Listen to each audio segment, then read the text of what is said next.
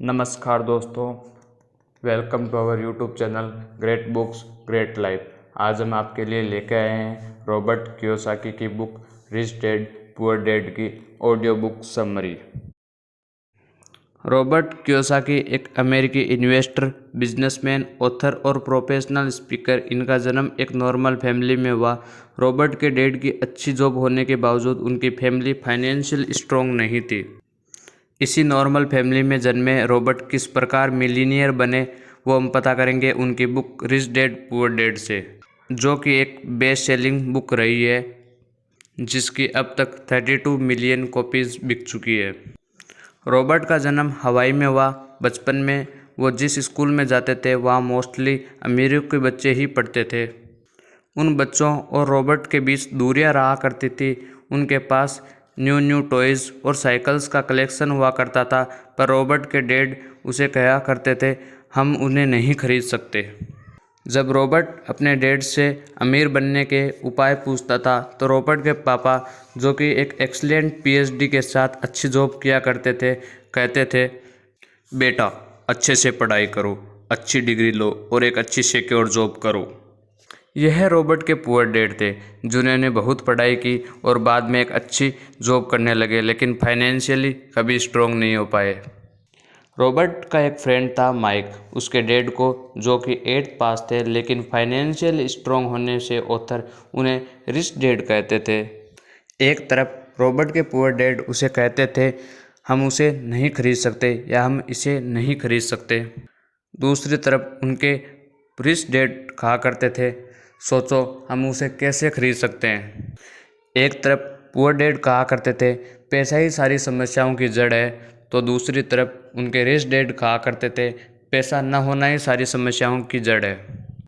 यानी दोनों की सोच बिल्कुल अलग थी। ऑथर लिखते हैं कि मैंने फाइनेंशियल नॉलेज मेरे रिच डैड से ली, जो कि बाद में हवाई के सबसे रिच मैन भी हुए।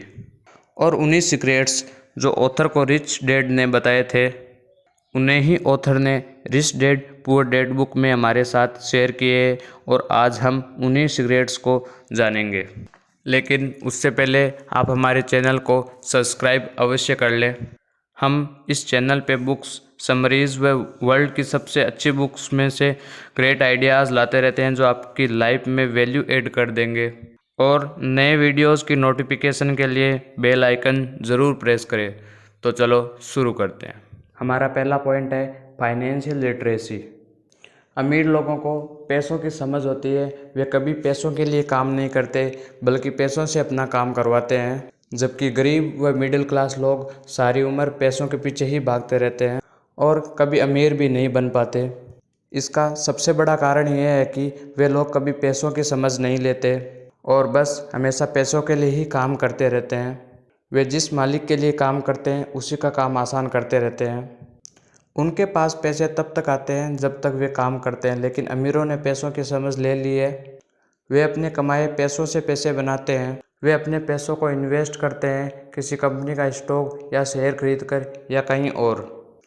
इस प्रिंसिपल को फॉलो करने के लिए ज़रूरी नहीं कि हमारे पास काफ़ी सारे पैसे हो, बल्कि आजकल तो म्यूचुअल फंड्स में 100 रुपये से भी इन्वेस्ट करना शुरू कर सकते हैं। Second point, difference between assets and liabilities. अमीर लोग हमेशा एसेट्स खरीदते हैं, बल्कि मिडिल क्लास और पुअर लोग हमेशा लायबिलिटीज़। अब समझते हैं कि ये एसेट्स और लायबिलिटीज़ है क्या। सिंपली हम इसे ऐसे समझ सकते हैं कि जो चीज़ें हमारे पॉकेट में पैसा डाले वो एसेट्स, और जो हमारे पॉकेट से पैसा निकाले वो लायबिलिटीज़।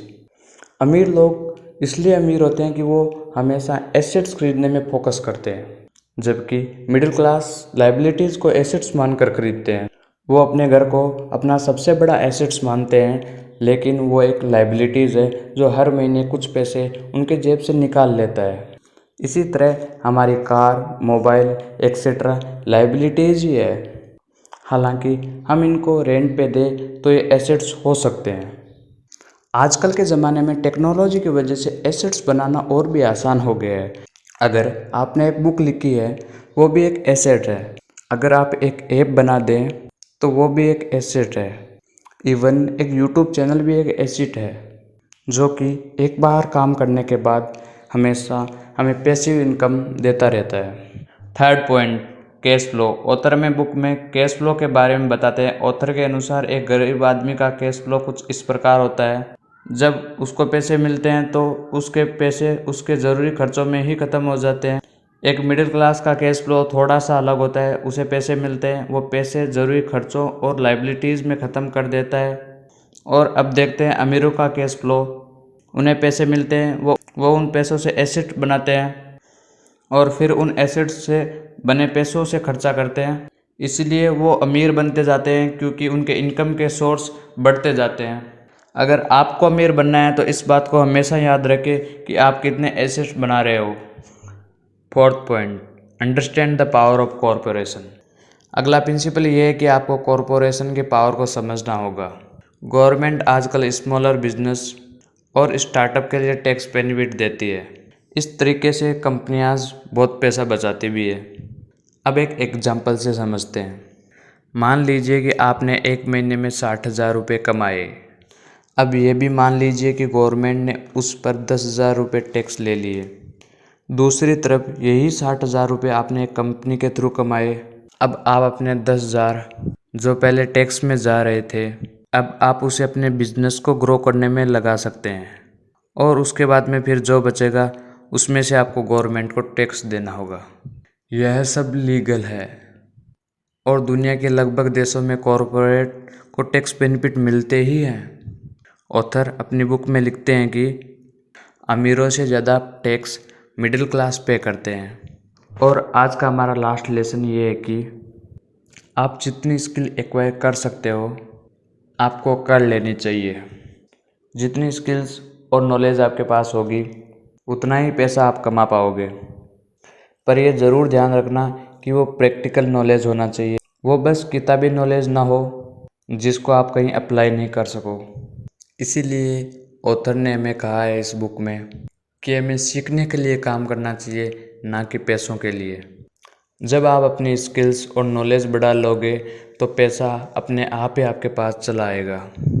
तो दोस्तों, ये था आज का हमारा वीडियो जिसमें हमने आपको फाइनेंशियल लिटरेसी के बारे में बताया। उसमें हमने सीखा कि हमें पैसे को समझना होगा अगर हमें अमीर बनना हो तो।